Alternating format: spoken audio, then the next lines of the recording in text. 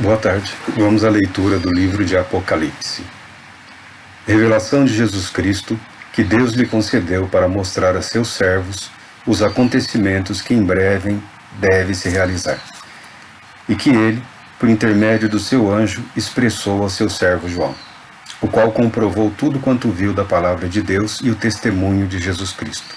Bem-aventurados os que leem, bem como os que ouvem as palavras desta profecia e obedecem às orientações que nela estão escritas, porquanto o tempo desses eventos está às portas. Que Deus abençoe a todos. Nós estamos iniciando com a leitura do livro de Apocalipse, porque eu sempre considerei um tema bastante relevante. Sempre foi relevante. Há 2000 anos, esta revelação tem sido importante na vida da igreja, na vida dos cristãos. Dizem, e eu acredito, que nunca existiu uma geração de cristãos que não esteve aguardando para os seus próprios dias a vinda de Cristo. E esse livro trata exatamente disso, de mostrar mais de Jesus para as pessoas. Jesus se mostrando para a igreja naquele período. Era um período um tanto quanto tumultuado, um período em que os apóstolos já estavam envelhecendo, alguns estavam presos, outros já haviam morrido. Os discípulos dos apóstolos também já estavam a passar da idade, e estava surgindo um número de ensinamentos estranhos, e pessoas estranhas também haviam invadido a igreja. Falsos mestres, falsos apóstolos, falsos profetas. A Bíblia declara que essa revelação foi algo que Deus concedeu a Jesus Cristo, para que Jesus Cristo enviasse aos seus servos, enviasse a sua igreja. E nós, como igreja, nós como servos de Cristo, temos a obrigação de ouvir o que ele tem para nos dizer. É interessante também o livro de Apocalipse, porque ele nos permite inicialmente fazer uma série de declarações, uma profissão de fé. O texto inicia falando que Deus concedeu, Deus e Pai de nosso Senhor Jesus Cristo. Quando falamos de Deus, eu sempre tenho em mente as palavras do professor Langston, livro que eu li dezenas de vezes. Eu usava ele como um esboço de teologia sistemática, um livro bastante simples, e antes de ler livros mais complicados, eu lia o livro de Langston, porque eu tenho ele como um homem temente a Deus, um homem altamente comprometido com a palavra e com a obra de Deus, um homem sério.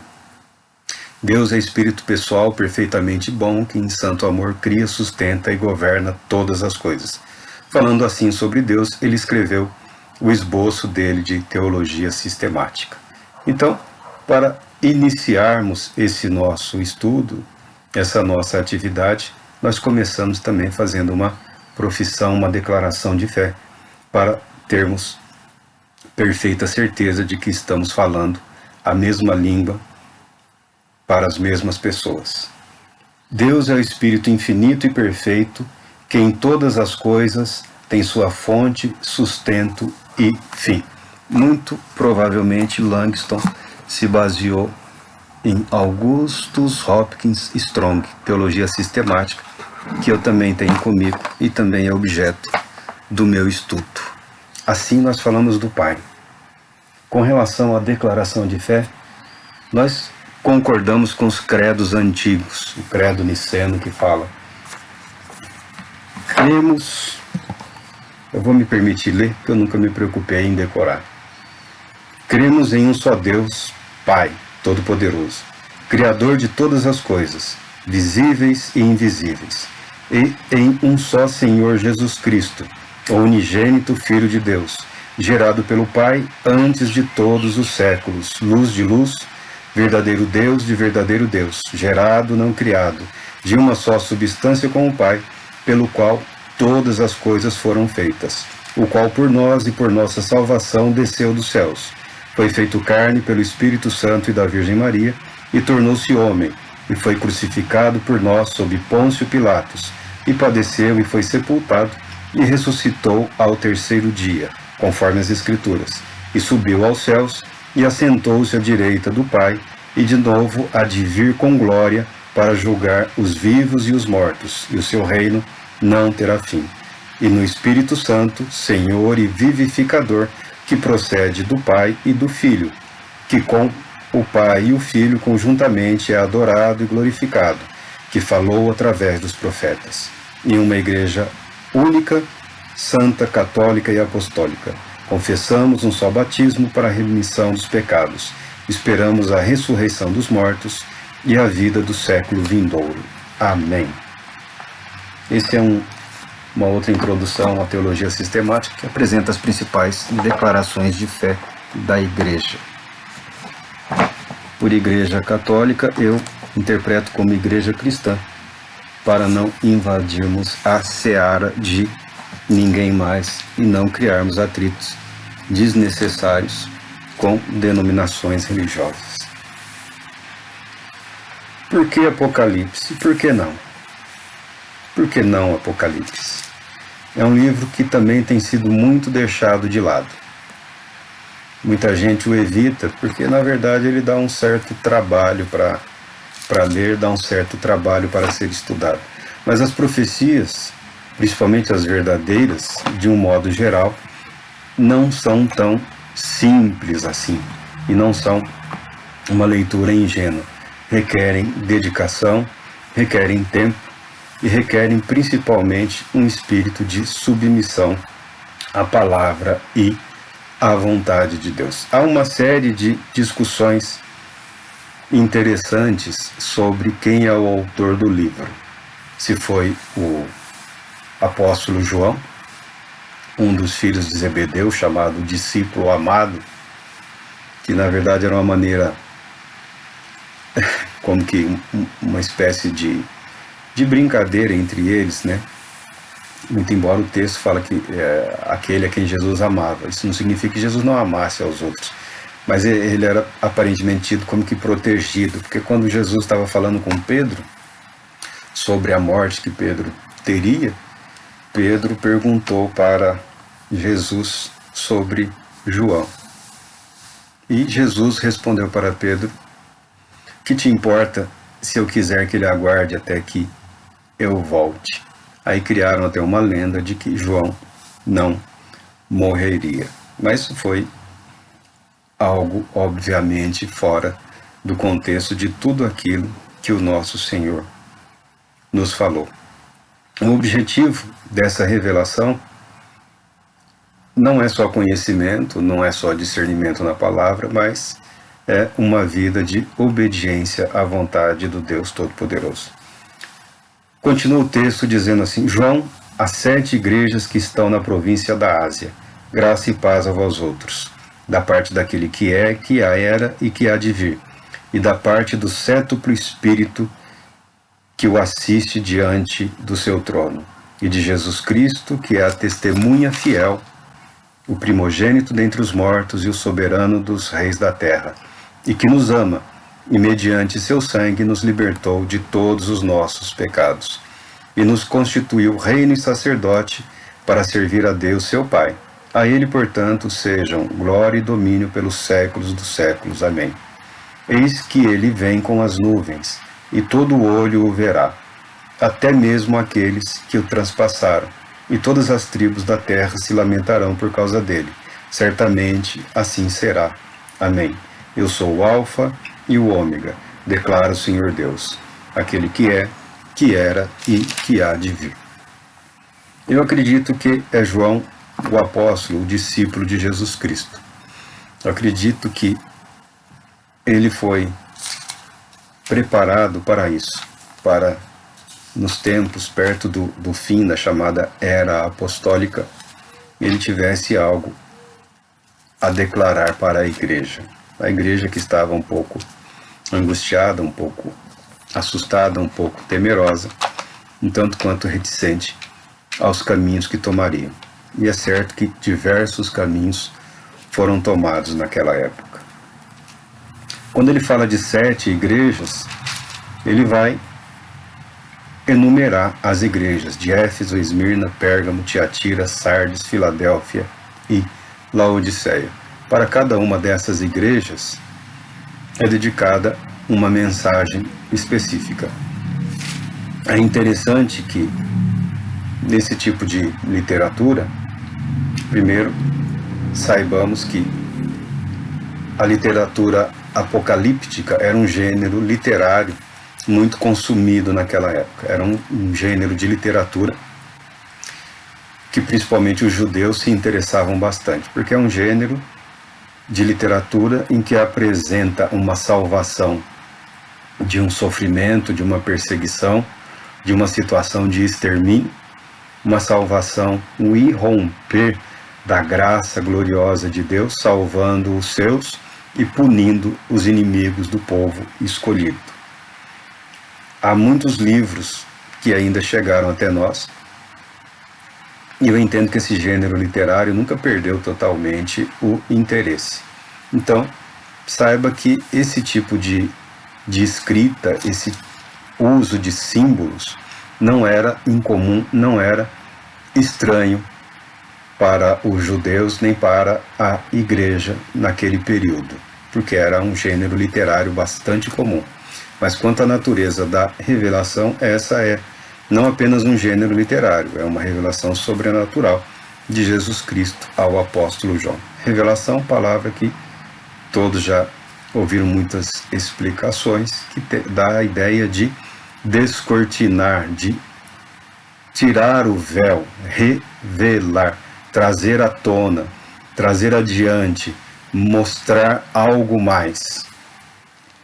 As 7 igrejas, as quais foram destinadas à profecia, representam a totalidade da igreja de Jesus Cristo na Terra. A totalidade da igreja de Jesus Cristo na Terra naquele período e em todos os períodos da história. Porque, muito embora todos nós declaramos que a igreja de Jesus Cristo ela é única, ela é una, mas ela é formada por inúmeras igrejas, em localidades, em culturas, em momentos distintos da história. O que une a igreja é o nosso Senhor e Salvador Jesus Cristo. O que faz com que ela se torne única e somente uma é o seu Senhor. Enquanto a igreja está subordinada ao cabeça, que é Jesus Cristo, ela é a igreja de Jesus Cristo. A totalidade da igreja é representada pelas 7 que nós enumeramos. Quando fala também do sétuplo Espírito que assiste diante do seu trono, o Espírito Santo. O número 7 dá a ideia de inteireza, totalidade e perfeição. Isso era muito comum entre os judeus. Há até uma tentativa de ciência de numerologia. Eu, pessoalmente, não recomendo que ninguém dedique muito tempo a isso, mas quem tiver interesse é um exercício mental bastante interessante. Os judeus, principalmente, são muito hábeis em transformar letras em números, números em letras, em procurar códigos, procurar palavras, sentidos, significado. Eles vasculham uma palavra de um jeito que nós não temos o hábito. Nós usamos o dicionário, mas eles têm também alguns entre eles, né, essa prática. Alguns se tornam obcecados por isso, né? Alguns se tornam até um tanto quanto tristemente dominados pela obsessão de mensagens ocultas. Uma interpretação difícil, uma explicação difícil, não é necessariamente algo relacionado ao ocultismo. O sétuplo Espírito, ou Espírito Santo, o Espírito de Deus, nos ilumina, nos dá entendimento, nos dá sabedoria e nos dá a humildade necessária para que aceitemos a palavra de Deus como ela de fato é, palavra de Deus para edificação das nossas vidas. Então não vamos trilhar caminhos complicados e desnecessários. Todo esse início, esses primeiros 8 versículos, são uma saudação e uma apresentação do autor da carta, que é Jesus Cristo, o Alfa e o Ômega, o princípio e o fim, o Todo-Poderoso, o Senhor Deus. E há também em João uma facilidade de fazer um intercâmbio entre as palavras, referindo-se a Deus e referindo-se a Jesus Cristo. Como nós tivemos oportunidade de ler na nossa declaração de fé, nós acreditamos na divindade do Filho, de Jesus Cristo, o Filho unigênito do Pai. E há de início uma confirmação. Eis que ele vem com as nuvens e todo o olho o verá. Por que começar já dizendo isso?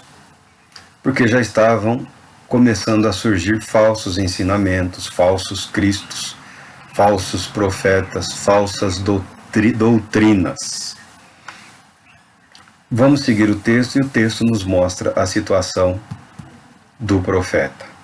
Eu, João, irmão vosso e companheiro de sofrimento, no reino e na perseverança na fé em Jesus, estava na ilha de Pátimos por causa da palavra de Deus e do testemunho de Jesus.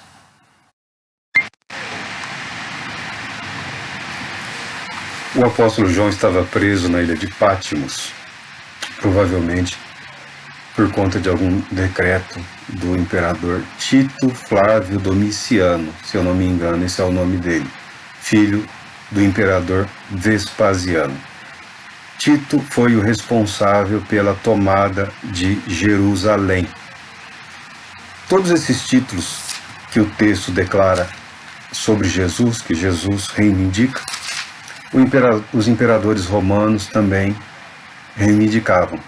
Rei dos reis, Senhor dos senhores, Filho de Deus.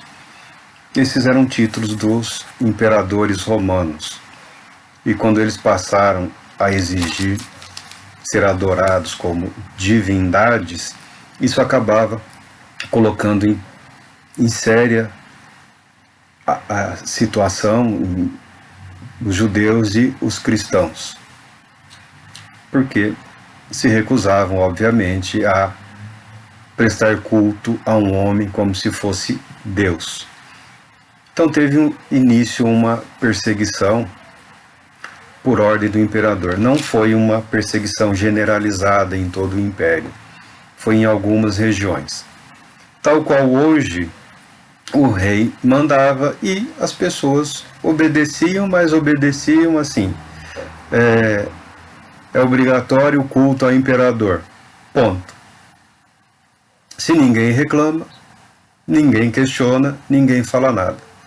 Mas já naquele tempo já existia a indústria da delação. Provavelmente o apóstolo foi denunciado como alguém que se recusava a prestar culto ao imperador, o que ele certamente, como muitos outros o fizeram, confirmaram que só podiam adorar o Filho de Deus, o Deus Altíssimo, o verdadeiro Deus, e seu Filho, o Senhor e Salvador Jesus Cristo. Daí João foi sentenciado ao isolamento numa ilha. Dizem que ele não morreu prisioneiro nessa ilha, que ele foi libertado, retornou para as suas atividades e morreu bem velhinho, né? Lá para os seus, se for isso que aconteceu, lá por volta dos seus 100 anos ou um pouquinho até mais. O fato é que este homem estava preso, aprisionado, isolado da igreja, isolado do seu ministério.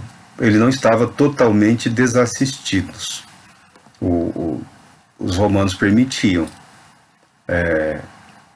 que pessoas próximas aos prisioneiros levassem alguma assistência. Ele não estava totalmente abandonado, mas era um prisioneiro. E preocupado que estava com a Igreja de Cristo, ele recebeu algo muito especial da parte do Senhor. Aqui eu paro um instantinho. Não é a primeira vez que o Senhor Jesus na história vem em auxílio alguma pessoa que está aprisionada, que está limitada, que está incapaz de exercer plenamente a sua vida, as suas atividades. João estava preso fisicamente, outras pessoas podem estar aprisionadas emocionalmente, psicologicamente, ou aprisionada por um estado de espírito que o mantém fora da realidade, ou prisioneiros do medo, prisioneiros do passado, prisioneiros principalmente do pecado. O pecado é o que nos afasta de Deus. O pecado é o que nos isola de Deus. O pecado é o que faz com que as nossas consciências, ao invés de nos fornecerem auxílio, ajuda, pode nos colocar em terrível aflição, angústia, depressão e outras coisas terríveis. E João certamente era um homem de oração. João certamente era um homem que não tinha medo por si. Ele temia pela igreja. Ele temia pelo trabalho realizado ao longo da vida. Não foi o trabalho de um mês, um ano, 2 anos ou 4 anos. Foi uma vida dedicada a Jesus Cristo. Uma vida consagrada a Jesus Cristo. E certamente ele via, nesse momento, a situação alarmante que se aproximava. Talvez nós não tenhamos muita certeza quanto ao que acontecia, mas podemos ter uma ideia, ter um panorama. Quando nós nos propomos a falar do passado, nós não precisamos voltar no tempo, porque é impossível e é ridículo. Nós estudamos o que chegou até nós do passado. Então, nós sempre estamos interpretando os acontecimentos do passado à luz do nosso conhecimento da realidade.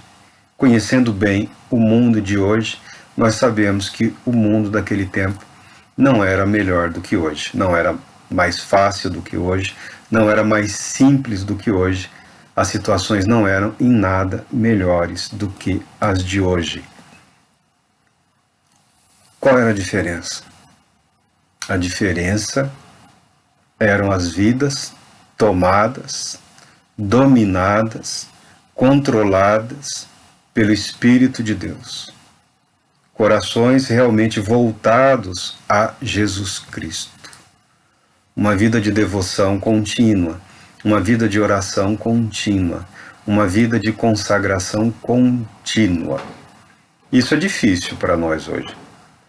Isso é um tanto quanto complicado, porque o mundo midiático, cheio de informações, cheio de novidades, todo dia uma novidade, todo dia uma temática, tem a tendência de tentar nos afastar da comunhão com Deus. Nos afastar da comunhão com Deus, eu não falo nos isolar de Deus. Eu falo de criar obstáculo para que a nossa vida de comunhão com Ele tenha um progresso, tenha uma continuidade, tenha um amadurecimento. Nós temos milhões, bilhões de cristãos sobre a face da terra. E nem todos eles amadurecem, nem todos eles crescem ou se aperfeiçoam no Senhor, porque estão sempre começando, recomeçando, reiniciando, voltando, presos num ciclo. 2 passos para frente, 1 para trás. 3 para frente, 2 para trás. 1 para frente, 3 para trás. O que nos impede de atingirmos a nossa maturidade? O que impede de obtermos o verdadeiro crescimento espiritual? O que impede as pessoas de conseguirem se libertar da escravidão do pecado? A Bíblia fala o pecado que tenazmente nos assedia. Hoje nós ainda temos alguma liberdade para falar em pecado no Brasil, chamado país atrasado, coisa com a qual eu não concordo totalmente. Mas há lugares no mundo em que os estudiosos aboliram essa palavra. Eles não gostam dela. Eles acham que essa palavra, esse ensinamento, essa doutrina, ela não faz bem às pessoas. Ela diminui a autoestima das pessoas. Se bem que no Brasil, o que não falta no cristão é autoestima.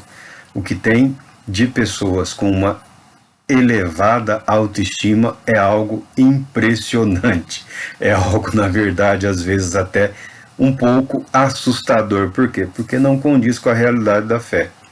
Porque não condiz com a realidade da vida. Porque não condiz com as obras. Porque não condiz com o poder que não há. Autoestima existe até demais. O poder de Deus não tem sido tanto derramado hoje nas nossas vidas, muito obviamente pela falta dessa crescente, dessa continuidade, dessa caminhada linear, constante. Essa é uma coisa que a Bíblia nos ensina e é algo que a profecia de Apocalipse também vai nos trazer à tona. Mas talvez não, com certeza, eu conheço várias pessoas. Você também conhece algumas pessoas que estão aprisionadas e algumas presas dentro de si mesmo, em si mesmadas. Alguns falam que isso é depressão. A pessoa está presa dentro de si, angustiada com os próprios pensamentos, com pouco domínio de si mesmo, quase que incapaz de traçar planos e propósitos para a sua vida, atormentada por dores, por angústias, por aflições, paralisadas, não paralíticas, paralisadas, incapazes de amar, incapazes de se entregar, incapazes de receber ou de doar, presas, se perguntando: o que eu fiz da minha vida? A primeira resposta a essa pergunta é: a vida não é minha, a vida não é sua. A vida pertence ao Criador. As nossas vidas pertencem a Deus. Nos voltando para Ele, encontraremos resposta. Encontraremos um caminho, ainda que seja pelo vale da sombra da morte. Ainda que seja no isolamento, ainda que seja na solidão, ainda que seja no abandono, ainda que seja no fracasso financeiro, conjugal, profissional, ainda que seja na falência, há um caminho a ser seguido, há uma luz a brilhar na sua vida, que é Jesus Cristo. E no dia do Senhor achei-me exaltado no Espírito, quando ouvi atrás de mim uma voz forte como o som de trombeta que dizia: escreve em um livro que vês e envia-o às 7 igrejas: Éfeso, Esmirna, Pérgamo, Tiatira, Sardes, Filadélfia e a Laodiceia. Trabalho, atividade. Deus não lamenta a situação de João. Jesus Cristo não lamenta o aprisionamento dele. Não lamenta a situação em que ele se encontra. Vai de encontro a ele, se apresenta a ele e mostra algo que ele não só pode, mas como ele deve fazer para Jesus. Na sua dor, você acredita que você é inútil. No seu sentimento de fracasso, no seu sentimento de derrota, você acredita que está isolado do amor de Deus. Muitas pessoas pensam hoje que a comunhão plena com Jesus Cristo, que a comunhão com o Espírito Santo, que a alegria do mundo vindouro é destinada única e exclusivamente a pessoas bem-sucedidas. Nós vivemos num momento de culto ao dinheiro. Eu não tenho nada contra o dinheiro. Das poucas coisas que eu lamento na minha vida foi não ter me preocupado muito com o dinheiro. Dinheiro é importante. Dinheiro ajuda e muito. Só que dinheiro não substitui Deus, meu irmão. Dinheiro não substitui o Espírito Santo, minha irmã. O dinheiro não é capaz de libertar você dessa situação de medo. Medo, porque você caiu num buraco que você mesmo cavou. E agora tem dificuldade de achar a saída. A saída é olhando para cima. A saída é olhando para o Senhor. João estava aprisionado e num dia, o dia do Senhor é um domingo, é o nosso domingo, Jesus veio a ele. Ele não fala que estava jejuando 40 dias, que orou 3 dias seguidos, que leu a Bíblia 10 vezes, que levantou o braço direito, a perna esquerda e ficou dando voltinha em torno da mesa 7 vezes. Não. Ele estava vivendo o momento dele, que não era nada bom. Não é legal estar aprisionado. Não é legal estar imobilizado. Veio o Senhor num momento chamado de exaltação no Espírito. Ou seja, ele teve uma visão. Ele foi levado para além dele mesmo. É isso que falta muitas vezes na nossa vida. Permitirmos que o Senhor Deus nos leve além de nós mesmos. Toda pessoa que sofre pensa na sua dor. Toda pessoa limitada tem a tendência de lamentar pelo que lhe falta. E acaba ficando aprisionada, criando uma barreira entre ela e o mundo. Jesus vem a João e fala: tenho trabalho para você. Tem a minha igreja e eu sou o Senhor dela. E eu tenho algo a dizer para a igreja. Voltei-me, diz João, para observar quem falava comigo, e voltando-me vi 7 candelabros de ouro. E entre os candelabros alguém semelhante a um ser humano, vestindo uma longa túnica que chegava a seus pés e um cinturão de ouro ao redor do peito. Sua cabeça e cabelos eram brancos como a lã, tão brancos quanto a neve, e seus olhos como uma chama de fogo. Seus pés reluziam como metal, quando é refinado em fornalha ardente, e a sua voz como voz de muitas águas. Tinha em sua mão direita 7 estrelas, e de sua boca saía uma espada com 2 gumes afiados. Seu rosto era como o próprio sol quando brilha em todo o seu esplendor.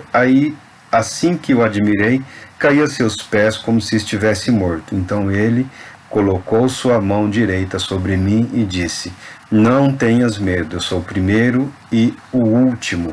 Eu sou o que vive e estive morto, mas eis que estou vivo por toda a eternidade e possuo as chaves da morte e do inferno. Portanto, escreve sobre tudo o que tens visto, tanto os eventos que se referem ao presente, como aqueles que sucederão depois desses.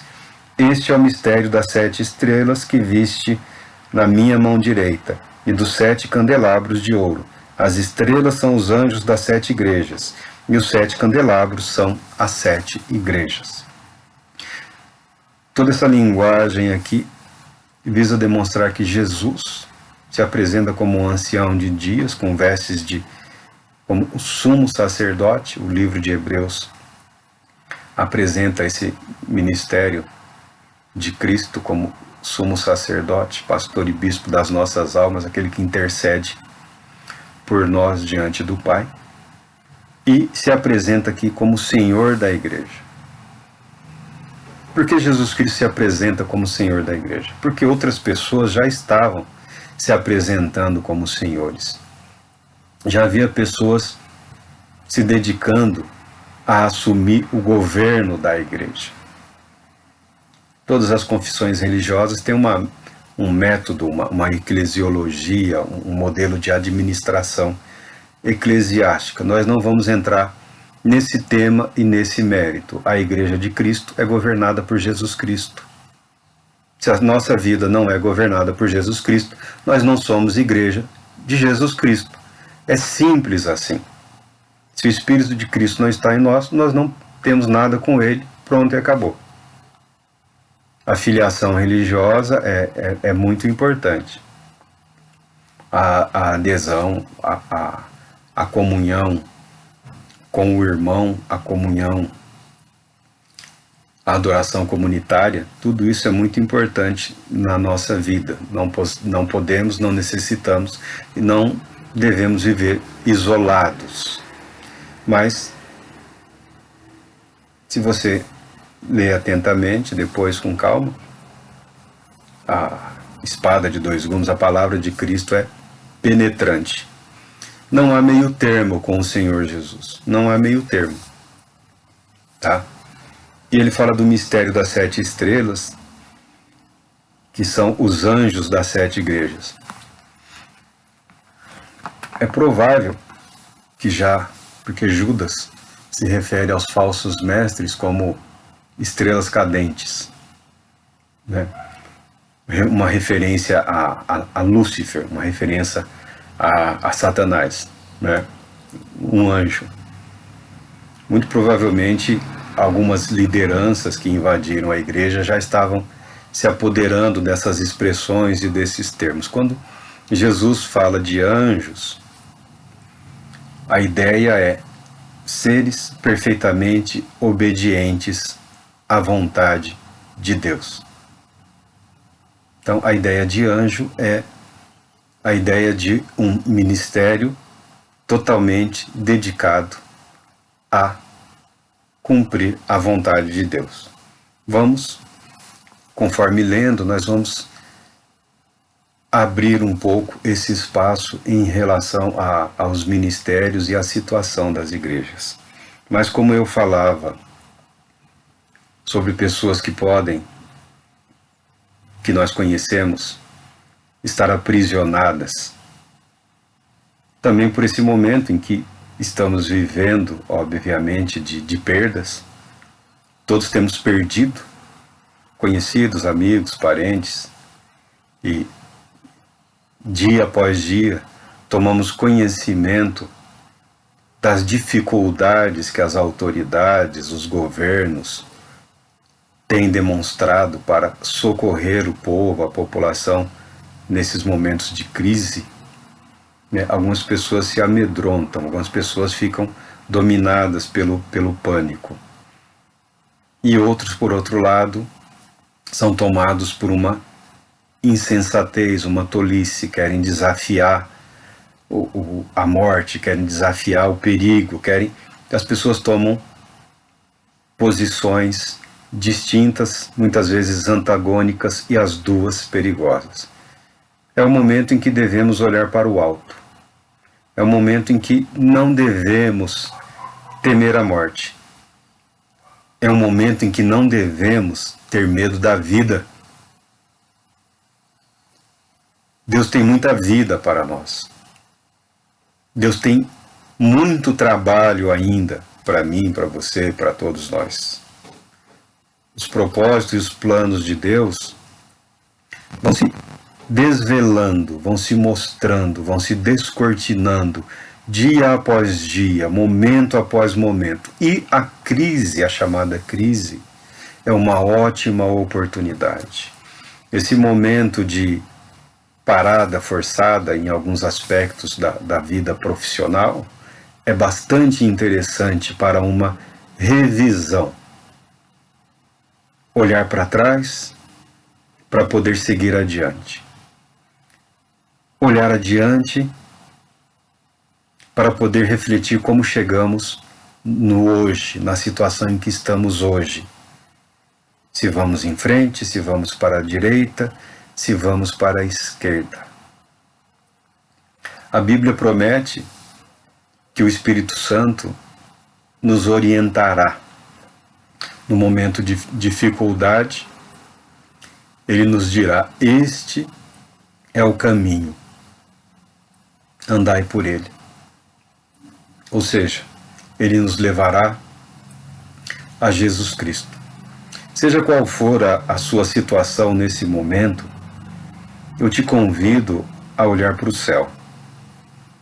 Eu te convido a olhar para Jesus Cristo, porque não tenho nenhuma dúvida. Ele tem uma resposta para a sua vida. Ele tem um propósito para a sua vida.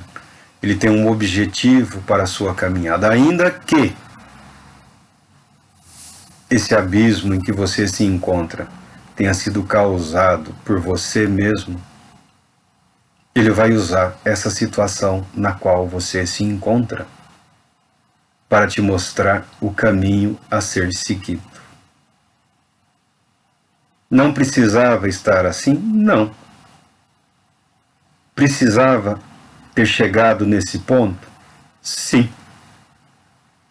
Porque esse é o momento em que sua vida passa a fazer sentido.